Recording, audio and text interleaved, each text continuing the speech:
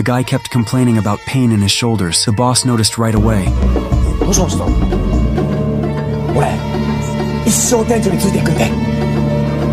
Something was off. I'll follow you for the rest of your life. That creepy voice froze the boss mid-count at the register. No wonder business had been tanking lately. Turns out, the bad vibes in the shop weren't random. A ghost's energy had totally messed up the store's feng shui. But weirdly enough, the ghost didn't seem violent, so the boss figured if he could just find a way to kick the ghost out, things would go back to normal. That night, he pulled out a stack of old exorcism books. One method said to mix strong liquor with salt and stir-fry it over heat. If you kept at it for a full day and night, it'd turn into a ghost-banishing blend. The next day, while testing it in the kitchen, one of the employees walked in. Boss? What are you doing?" The ghost was still latched onto the employee's shoulders. The boss quickly made up a lie. "Just trying out a new recipe." The employee, who'd been kinda down about the slow business,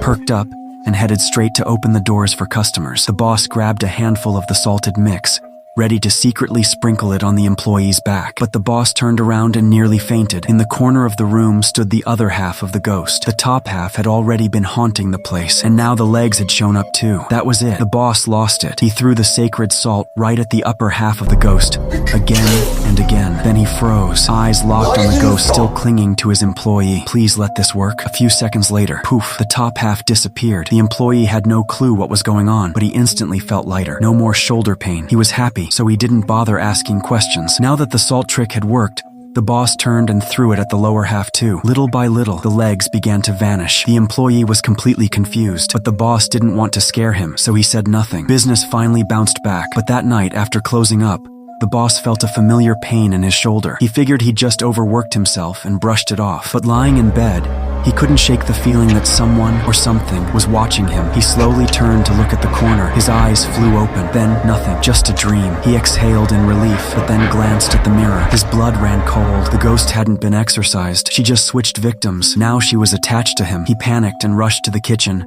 trying to recreate the salt mixture. But this time, nothing worked. If the ghost stayed on him, it wouldn't just wear him down physically, it'd ruin the store all over again. He scoured every book he could find, and finally discovered a stronger method. He followed it to the letter, eyes shut, hands shaking. Boom, it worked. The ghost vanished again. The shop stayed busy. Things were good, but was it really over? The next night, deep in his sleep, the boss suddenly heard footsteps, heavy, slow, and getting closer. But he was home alone, so what the hell was that? He opened his eyes and saw the ghost's legs wobbling their way through the door. At the same time, his body froze, like something invisible had taken control. He couldn't move, not even a twitch. He struggled, trying to reach the sacred salt by the bed, but it was already too late.